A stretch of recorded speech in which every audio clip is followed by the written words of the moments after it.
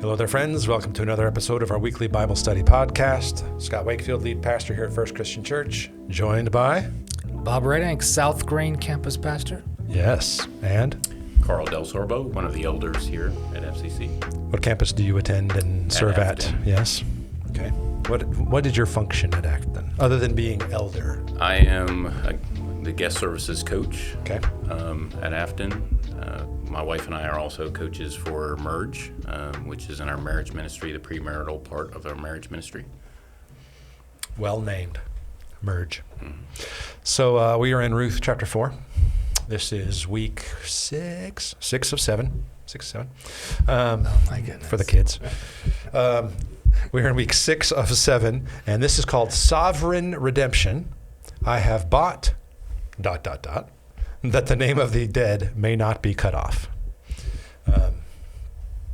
So in Ruth 4, 1-12, and this whole section is about the legal wranglings associated with Boaz becoming the redeemer of Ruth, the kinsman redeemer, and getting the land and perpetuating the family line and fulfilling the covenant obligations, which went beyond the legal obligations. So this whole thing about Ruth and her line and Naomi's line, ultimately, moving forward, is important, meaning none of us would be here if there weren't Naomi's and Ruth's and Boaz's in our past. So tell us about some sort of interesting hook to your history that got you to today. Something from your ancestral past. Well, we were ministering in Germany, and for a birthday present, my wife got a subscription, if that's what you call it, to Ancestry.com. They are not sponsors of this podcast, by the way. Are you trying to distance yourself from the Mormons there? Is that what you're doing there? Yeah. So I don't know anything about my family line. Who are the Redanks? I heard that they came from Germany, close to the Polish border. I heard something about how they were used to be Redansky, and then when they immigrated to the United States, they took the ski off. Yeah. And still people can't spell or say my name, so it doesn't matter. So but I don't know anything about it. So she got this for me, and I did all the things that needed to do. And when the results came back, on the screen, it showed a map of the world. And there were only 2 places where it showed where my family came from. One was dark red Germany, and then there was dark red Wisconsin. Nice. And it said I was 56% German. And so that Sunday when I preached at our church there in Germany, just for fun, like a little icebreaker, I said to the church, I said what I had learned, and when I showed it on the screen, that map of the world, and I said, I'm 56% German, and the whole church cheered. They all cheered for me. It's the will of God Yay. that you're here with us. And then what happened after that was anytime I did something good or said something correct in German or grammatically right or culturally appropriate, they would say, oh, you're 56% German. Way to go, Bob. Nice. And then if I made a mistake or messed up on something, they said, it's okay. You're 56% German. You're only. We understand. Nice. You know, so that's Nice. That's my story. Cool. Brought to you by Ancestry.com. How about you, Carl? Well, Tell us about the Del Sorbo line. I don't support Ancestry.com. I'd like to distance myself from. So I've not done one of those, but interesting. My father came over from Italy when he was 17, so Cool. We've got that providential kind of story of him coming over. New York's always was full. Is the story? Lots of Del Sorbos? Well, just a lot of people, and so a lot of immigrants were going down Erie Canal to Buffalo, and so Buffalo became kind of a melting pot, and that's where my parents met. So I wouldn't have been there otherwise. So that was they wouldn't have met if that didn't happen. So that was a neat part of my past. I don't have any interesting characters that I know of. I come from a long line of peasants. Krista, my wife, she has Isaac Newton in her past. Nice.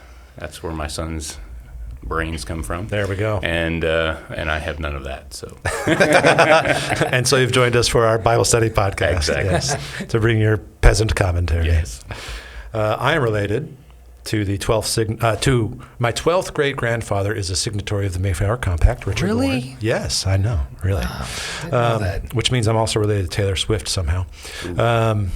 Have forebears who said fought. that out loud. I said it out loud. On a podcast I of know. all things. Yes. My forebears fought in the Revolutionary War. I'm related to Abraham Lincoln through Mary Todd, and Ruth Wakefield in the 30s invented the chocolate chip cookie. Boom. So my ancestry is related to the good old-fashioned chocolate chip cookie.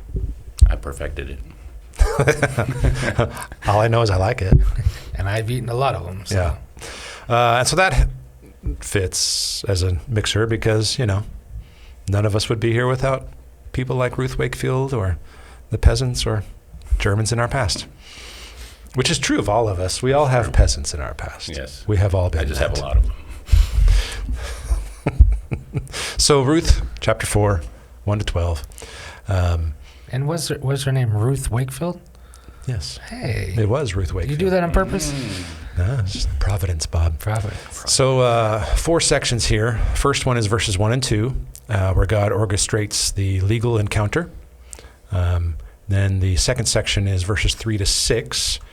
The first Redeemer declares his inability to redeem Ruth. And the third section is verses 7 to 10. The true Redeemer publicly commits, meaning Boaz says, I will redeem. I have bought.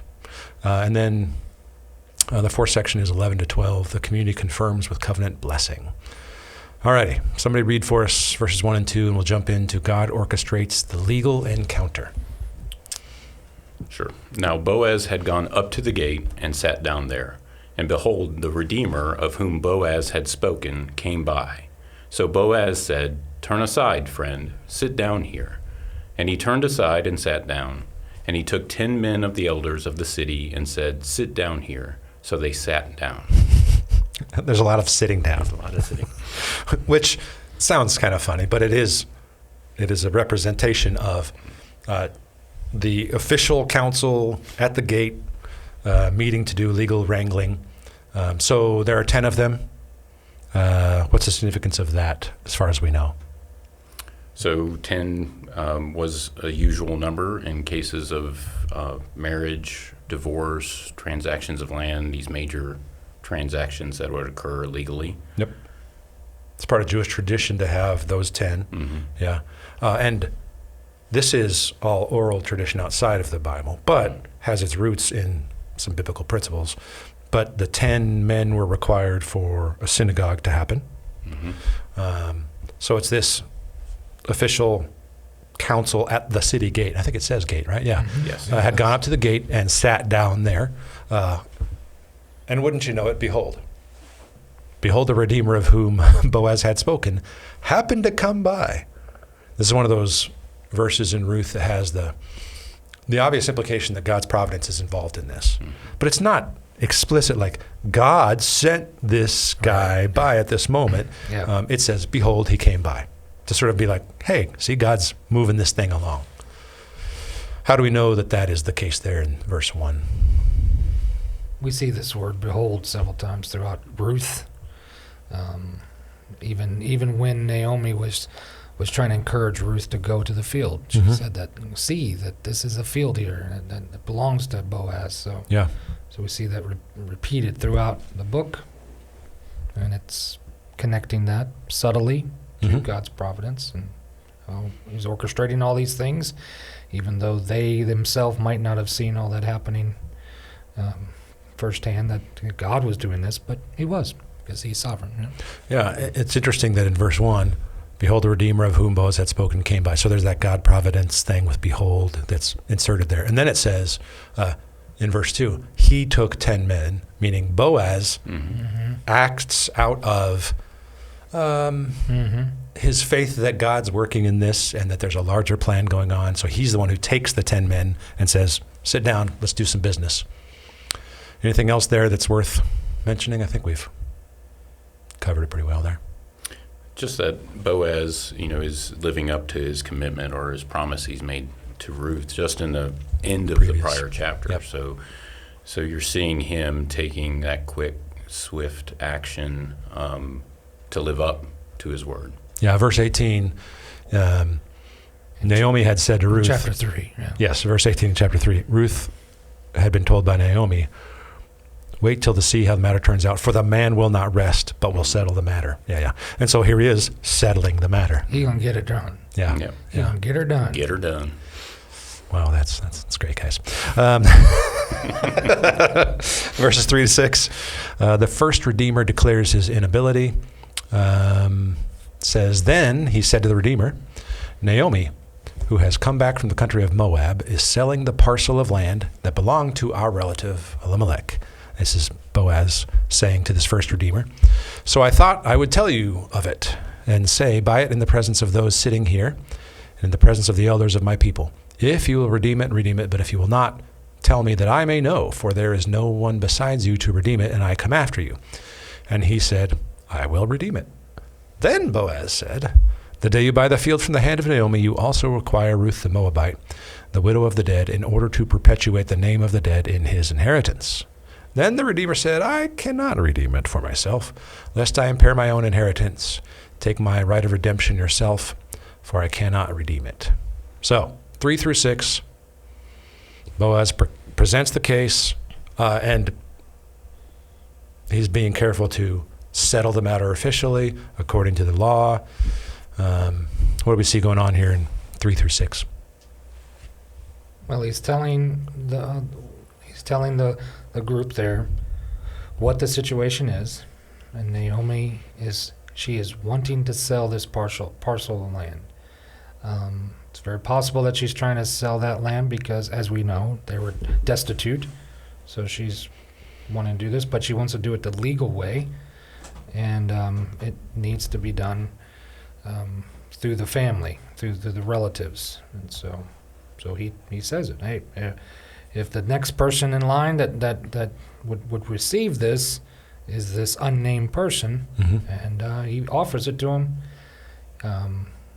Boaz was a very respected man in his community, but he wants to do it the right way. He didn't try to take it by force or anything, so he tells him, it's yours. You want it, you can have it. And he says, I'll take it. And he didn't even see the land. He just said, hey, I'm getting some land, and I'll buy it. So he did it. And then I love verse number 5. And then Boaz is very, I don't know if shrewd's the right word here, or very, very, he throws in a little caveat and says, By the way, if you're going to take that land, you also have to, you also inherit in a sense, or along with that, you have Naomi and Ruth that you have to take care of. Yeah, which legally he didn't technically quite have to also do. Right. He could have just said yes to the land. But in verse 5, it said, notice it's in order to perpetuate. So if you're going to go beyond just the legal minimum limits, which the guy could have said yes alone to, Boaz presents it but if you're going to fulfill the greater purpose of the law, then in order to perpetuate the name of the dead in his inheritance, you also acquire Ruth. Right. Yeah. Which is when he says, turns out I can't. Yeah. So Boaz is actually quoting some of the law from Deuteronomy 25, right? About the passing about on. the levirate marriage. And passing on the name and building up a future descendants and things like that. That's what he's speaking into there in verse number 5. But that law was never connected with land. So, but he is inserting this into the land acquisition, and there's a lot of talk of why he would do that. And like you were saying, he's going beyond the law because these two women are destitute. So he wants to take care of them and make sure that they're being taken care of. Which was what Deuteronomy 25 was ultimately pointing toward. Right. Was taking care of people, right? Not just redeeming and getting land in that sense. Yeah. Well, and just remembering that land in Israel was not just property as we think about Right. today. Right. Yes. It's a divine inheritance. Right. So That's an important point to make. perpetuating that line is important because then it maintains that divine inheritance to that family unit as well. Yes. And it's signifies their return to one's rightful place with the community, with fulfillment of God's promises, those type of things. So these were more meaningful in those days than we would think of. I know we read this and we're land. like, I like the idea of I could buy this land, sure. Yeah, As if that great was a deal. personal Yeah. property deal that it'll be worth more in the future. Yeah, right. Right. And Yeah. you wouldn't keep it for, what's the word, perpetuity? Right. You knew that this land would eventually return year jubilee to to that lineage. So it's very different than what we would think about today. Yeah, that's an important point to make, I think, because it's easy to think about it in modern terms. But yeah, there's a larger covenant stuff going on about the presence of God with the people long term in the land. Those who come after us, not just a business smarts kind of a possibility. Anything else there about 3 to 6?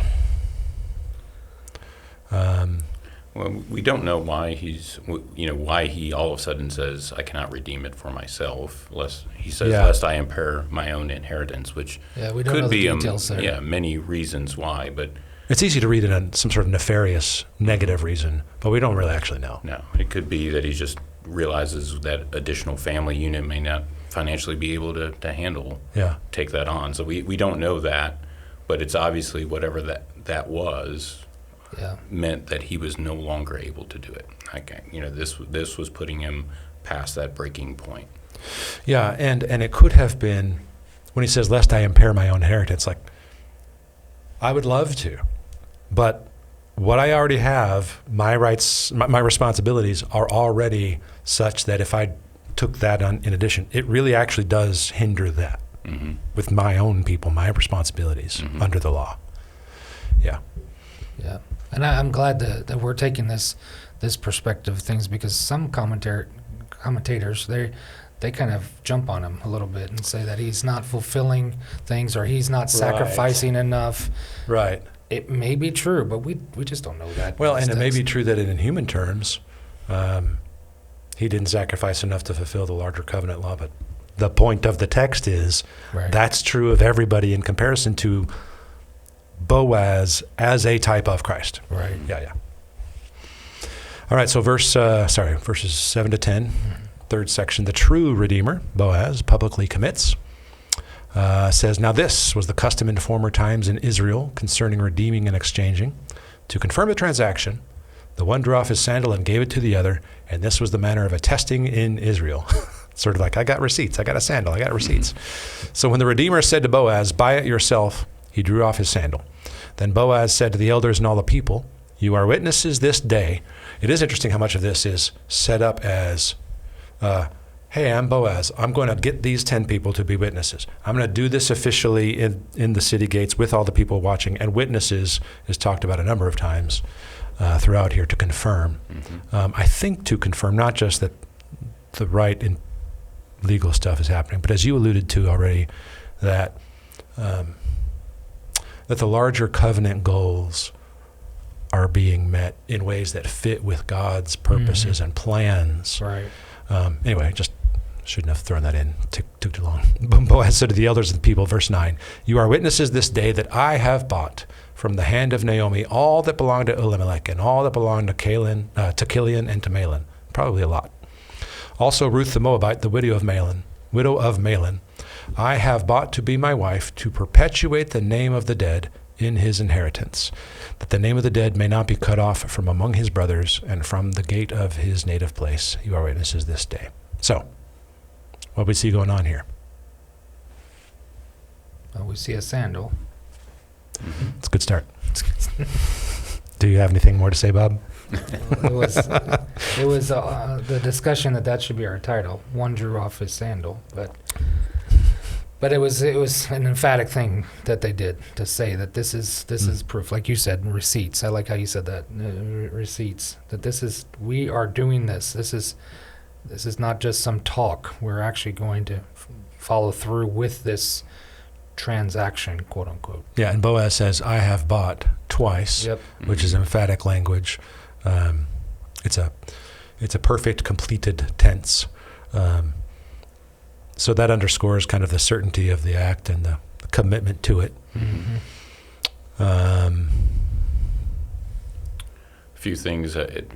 One, kind of an aside.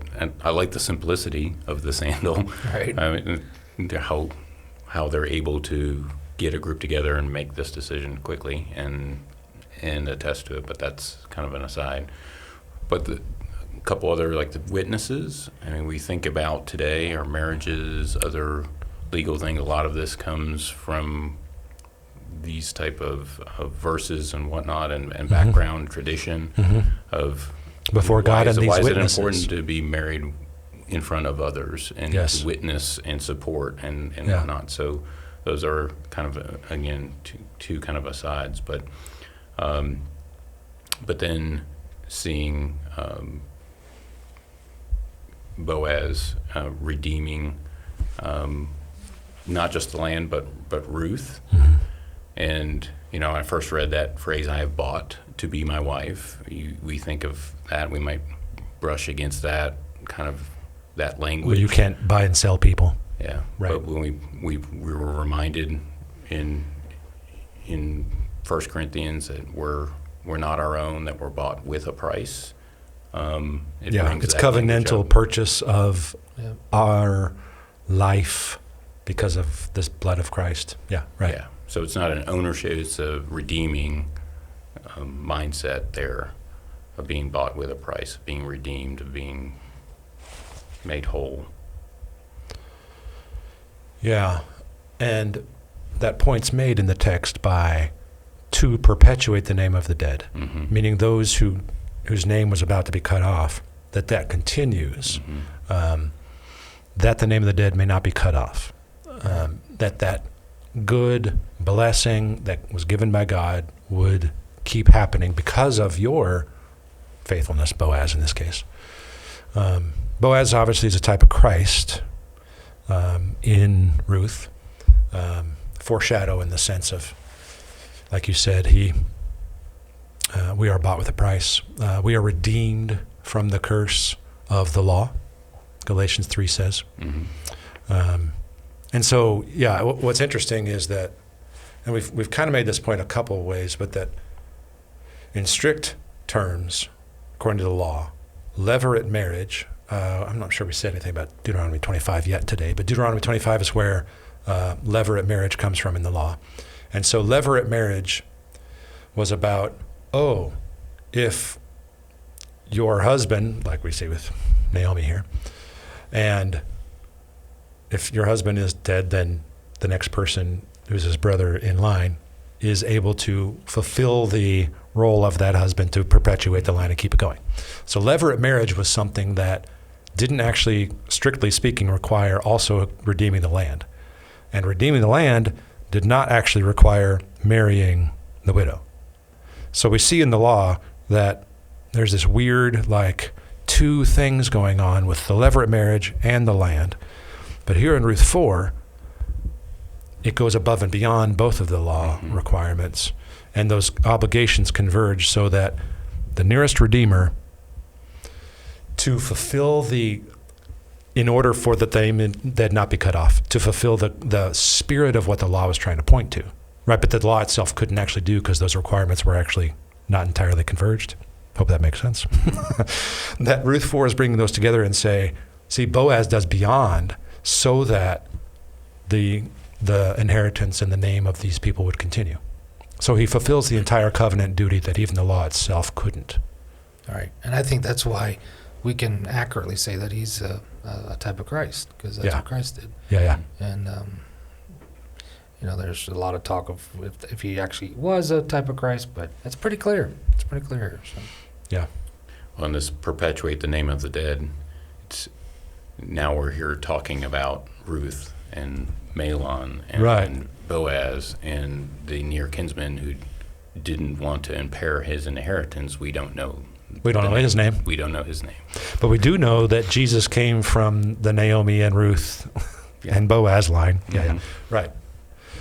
Yeah, exactly, to make the point. Yeah. So this idea of Boaz fulfilling the larger covenant role is confirmed by the community, which is why we talked about a couple times this witnesses thing, and he does this officially, verses 11 and 12. Then all the people who were at the gate and the elders said, "We are witnesses."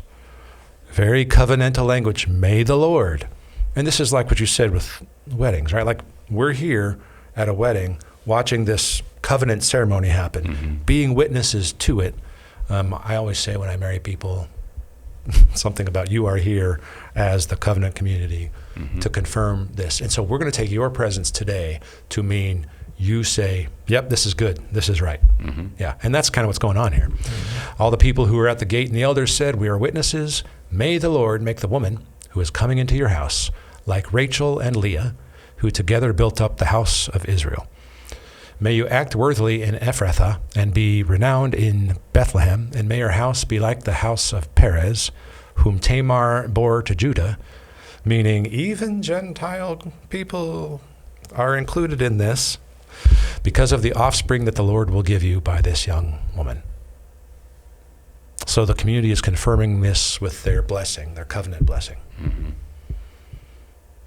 Yeah, I think what struck me right off was this is the elders, Israelites, that are giving the blessing, and they're asking the Lord to initially to bless this woman, a Moabite, a Gentile, It's a big to deal. be like the matriarchs of Israel. That's right. That's a big deal. That's a huge deal to see, and what that means going forward. And as we see later, Christ and bringing in Gentiles, it's just I think a foreshadowing of that.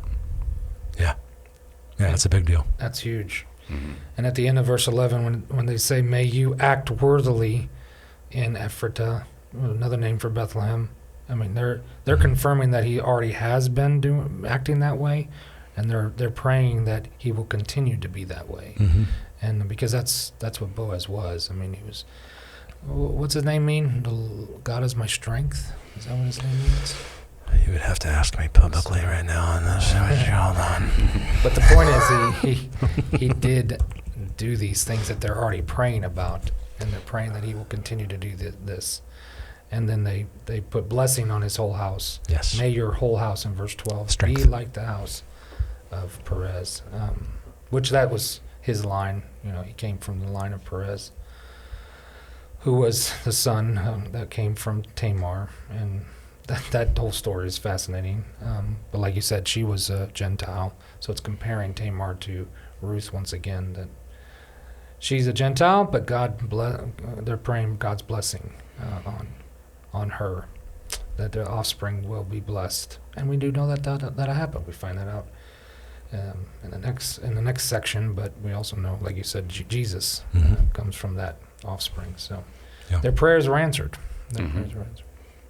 Yep. And Judah was Tamar's father-in-law. Yes. And so levirate marriage was going on there.